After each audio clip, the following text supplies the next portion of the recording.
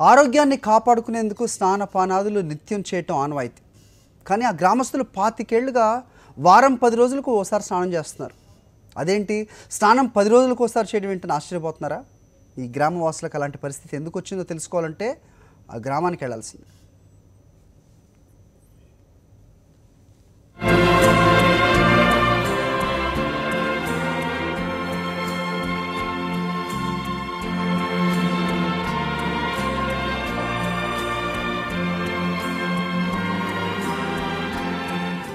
చుట్టూ కొండలు, ఎటు చూసిన చెట్లు, చేమలు. ఆ రమణీయ ప్రకృతి ఒడిలో ఉందా కుగ్రామం. ఇది కరీంనగర్ జిల్లా రాయికల్ మండలం లోయగూడెం తండా. ఇక్కడ సుమారు 80 కుటుంబాలు నివసిస్తున్నాయి. అయితే వీరికి ఎవరూ తీర్చలేని సమస్య ఒకటి ఉంది. మండల కేంద్రానికి సుమారు 45 కిలోమీటర్ల దూరంలో ఉండే ఈ గ్రామంలో దాదాపు 190 మంది జనాభా ఉంది. గోండు తెగకు చెందిన వీరంతా గోండు భాషలోనే మాట్లాడతారు. వీరికి తెలుగు రాదు. ఇక్కడి వారు గత 25 ఏళ్లుగా 10 రోజులకు ఒకసారి లేదా పక్షం రోజులకు ఓసారి స్నానం చేస్తుంటారు. ఇది వారికి అలవాటుగా మారింది కూడా. దీనికి ఓ బలమైన కారణం లేకపోలేదు. చుట్టూ దట్టమైన అడవి ఉండడంతో నీటి సమస్య అనాదిగా వీరిని ఇక్కట్ల పాల్చేస్తోంది.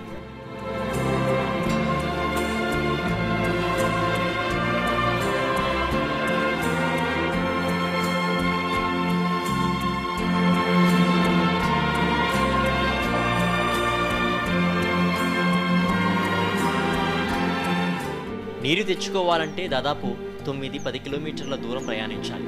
ఎడ్ల బండిలో లేదా కాలినడకే శరణ్యం. అంత దూరం బిందెలతో నీరు తెచ్చుకోవాలంటే మామూలు విషయం కాదు.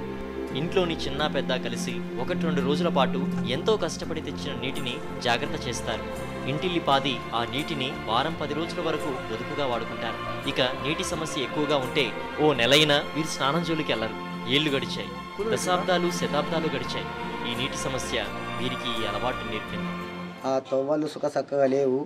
ఆ నీళ్ళ పోవాలంటే ఒక కచ్చరాలు, ఎడ్లు దాని మీద పోయి నీళ్ళు ఎత్తుకచ్చుకుంటాం. ఆడోళ్ళు మొగలం పోయి కొంత దూరం పోయి గంగకు పోయి తెచ్చుకుంటే అక్కడ నీళ్ళు దొరకతలేవు. 8 రోజులకు ఒకసారి మాకు స్నానం చేయడానికి నీళ్ళు మాకు ఇబ్బంది అవుతున్నాయి. అందుకోసము ఇంకా చాలా దూరం వెళ్ళిపోయి నీళ్ళు తెచ్చుకున్నాడు మాకు పని పడ్డది. అందుకొరకు మాకు ఏమీ ఇది లేదు. మా కైరుగూడెంకు మాకు నల్లలు లేవు, ఏవి లేవు అక్కడ. మరి అంత దూరం వెళ్ళిపోయి మేము ఆదిలాబాద్ డిస్ట్రిక్ట్ దాకా పోతామచ్చు. మరిగా మాకు రాంగ నీళ్ళు దొరికేటట్టు లేవు. మరి ఇప్పుడైతే మాకు నీళ్ళు స్నానం చేస్తామని 8 రోజుల వరకు మాకు లేదు. మా ఇబ్బందికి ఇట్లా ఉన్నది.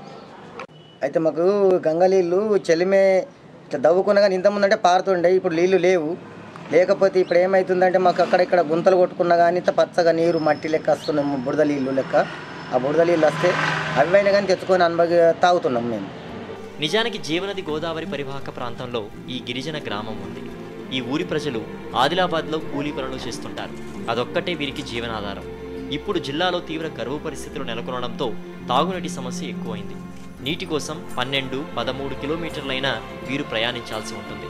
గోదావరి ఒడ్డున చెట్లు చేమల్లో నడుస్తూ ఎక్కడ నీరు కనిపిస్తే అక్కడి నుంచి పెద్ద పెద్ద డ్రమ్ముల్లో తెచ్చుకుంటారు. వారు తెచ్చేది కూడా సురక్షిత నీరు కాదు, కలుషిత నీరు. అయినా తప్పదు, వాటితోనే గొంతు తడుపుకోవాలి. ఇలాంటి కష్టాలన్నింటినో వీరు పడతారు. కానీ ఈ ఊరిని విడిచి వేరే ప్రాంతానికి వెళ్లారు. ఊరి విడిచిపెట్టడం వారి కులదైవం ఏత్మాకు అయిష్టమని వారు నమ్ముతారు. అందుకే వీరికి ఈ కష్టాలు తప్పడం లేదు. అంతెందుకు వీరు ఇప్పటికీ నాటు వైద్యాన్ని, చెట్ల పసరులనే నమ్ముతారు. 40-50 కుటుంబాలు ఉంటాయి ఇక్కడ. మొత్తం మాదే ఒకటే తండా ఉంది. ఇక్కడ చుట్టూ గుట్టలే ఉన్నాయి. ఇక్కడ రావడానికి కంసగా ఒక దారి లేదు. అన్ని బండరాల మీద పోవాల్సి ఉంటుంది. వాళ్ళకన్నా ఆరోగ్యం బాగాలేకపోయినా కానీ, రోగాలు వచ్చిపోయినా కానీ అలా మేము మోసుకుపోవాల్సి వస్తుంది తప్ప ఏ బండి అచ్చుడు లేదు. ఇక్కడ బస్సు కూడా అత్తలేదు. ఇన్ని రోజులు మేము గంగ నీళ్ళు తాగుతాం కానీ ఆ గంగ కూడా ఎండిపోయింది. మాకు సెల్ మీద కొడదామన్నా నీళ్ళు పెట్టుకుంటున్నాయి. 10 కిలోమీటర్ల దూరం మేము పోతే నీళ్ళు దొరుకుతున్నాయి. పిల్ల జల ఇంట్లో ఉన్న వాళ్ళందరం ఆ నీళ్ళ కోసం పోవాల్సి వస్తుంది. ఏడా నీళ్ళు దొరికితే ఆడ పోయి తీసుకొచ్చుకోవాలి, ఎత్తుకురావాలి. 10 కిలోమీటర్ల దూరం నుంచి మాకు అదే రోజు పని అయిపోతుంది. గంగా 10 కిలోమీటర్ల దూరంలో ఉంటుంది. మేము రోజు అచ్చుడుపోవడంతో అవుతుంది. అయితే సైకిళ్ళు లేకపోతే కసరా బండ్లు కట్టుకొని పోవాలి. ఆడోళ్ళు, పిల్ల జల అందరూ ఆ నీళ్ళ కోసం పోవడవుతుంది. మేము స్నానం చేయడానికి కూడా బాగా ఇబ్బంది ఉంది. మేము స్నానం చేసి 10-15 రోజులు అవుతుంది. తరతరాలుగా చూసుకుంటే మాకు మొత్తం ఈ నీళ్ళ గురించే లొల్లు ఉంది. ఎక్కడ నీళ్ళు కనబడితే ఆడ లొల్లు పెట్టుకుంటూ అవుతుంది. మాకు ఎవరైనా తిండి కోసం లొల్లు పెట్టుకుంటారు, లేకపోతే భూమి జాగ గురించి కానీ మాకు నీళ్ళ కోసమే మేము లొల్లులు పెట్టుకొని పెద్ద పెద్ద పంచాయతీలు జరుగుతున్నాయి. వర్షం కోసం ఈ ఊరి ప్రజలు చకోర పక్షుల ఆకాశం వైపు ఎదురు చూస్తూ ఉంటారు. వర్షాకాలంలో పెద్దగా సమస్యలు లేకపోయినప్పటికీ చుట్టుప్రక్కల ప్రాంతాల్లోకి నీరు వచ్చినా వీరు మాత్రం గోదారమ్మ నీరే మాకు రక్ష అని చెబుతుంటారు. ఏది ఏమైనా నీటి కోసం ఈ ఊరి ప్రజలు ఎన్ని కష్టాలైనా పడతారు, కానీ పెద్దలు పెట్టిన కట్టు దాటకుండా అక్కడే జీవిస్తుంటారు. అంజుగౌడ్, సాక్షి న్యూస్, కోరుట్ల, కరీంనగర్. అక్కడెక్కడో యూరోప్లో ఏటా మడ్ ఫెస్టివల్ జరుగుతుంది. బురద ఒంటికి పూసుకుంటే మినరల్స్ లక్షణాలతో చర్మ వ్యాధులు రాకుండా కాపాడుతుందనే నమ్మకం వాళ్ళది. సరిగ్గా అలాంటి ఆచారమే ఆంధ్రప్రదేశ్లో ఓ ఊళ్ళో ఉంది. ఇదొక్కటే కాదు, ఈ ఊళ్ళో వెదురు బొంగులతో దాడులు చేసుకోవడం లాంటి అనేక ఆచారాలు ఉన్నాయి. ఈ విశేషాలు చూసేందుకు మనం వెళ్దాం ఆ ఊరికి.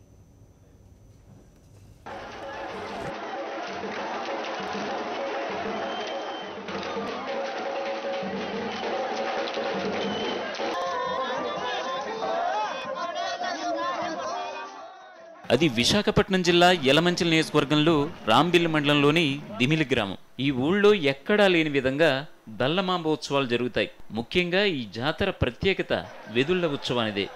వెదుళ్ల ఉత్సవంలో పెద్ద పెద్ద వెదురు బొంగులతో ఒకరిపై మరొకరు దాడి చేసుకుంటారు. గుంపులు గుంపులుగా వెదుళ్లతో కొట్టుకున్నా ఎవ్వరికీ ఎలాంటి గాయాలు కావు, నొప్పి పుట్టదు. అలా ఉండడానికి కారణం దల్లమాంబ తల్లి మహత్యమే అని భక్తులు నమ్ముతారు. ఇదే కాకుండా ఈ జాతరలో పెద్ద ఎత్తున రాత్రికి స్థానిక శారదా నది ఒడ్డున భారీగా బాణసంచు కాల్చుతారు. ఇంకా పలు సాంస్కృతిక కార్యక్రమాలు, ప్రాచీన క్రీడలు, వేషాలు, డ్యాన్సులు నిర్వహిస్తుంటారు. మరో ప్రత్యేకత ఏంటంటే ఈ ఊర్లో అడుగు పెట్టాలంటే ఓ బురదగుంట ఉంటుంది. అందులో బురదమాంబ విగ్రహం ఉంటుంది. అలాగే ఊరి చివరిలో దల్లమాంబ విగ్రహం ప్రతిష్ఠించారు. కారణం, ఈ గ్రామాన్ని రెండు వైపులా ఈ దేవతామూర్తులు కాపాడతారట. ఈ జాతర ప్రతి 2 ఏళ్లకోసారి వస్తుంది. మరో విచిత్ర ఆచారం ఏంటంటే మనం ఎక్కడైనా మురిక్కాలో కనబడితే ముక్కు మూసుకుంటాం. కానీ ఈ ఊళ్ళో ఈ పండగకు గ్రామస్తులంతా కలిసి తెల్లవారుజాము నుండే ఒకరిపై ఒకరు బురద చల్లుకుంటూ సరదాగా గడుపుతారు. ఆ రోజు ఎంత పెద్దవారైనా ఈ ఊరికి వెళితే బురద ఒంటిపై రాసుకోవాల్సిందే. అయితే బురద ఎంత రాసుకున్నా చెడువాసన వేయకపోవడం విశేషం. పైగా ఎలాంటి అనారోగ్యాలు కలగకపోవడం ఈ పండగ ప్రత్యేకత. అయితే ఈ బురద చల్లుకునే కార్యక్రమం నుండి మహిళలను మినహాయించారు. ఇలాంటి ఆచారాలు, వింతలు దిమిలి గ్రామానికి ప్రత్యేకత సంతరించి పెట్టాయి. రాజబాబు, సాక్షి న్యూస్, యలమంచిలి, విశాఖ జిల్లా.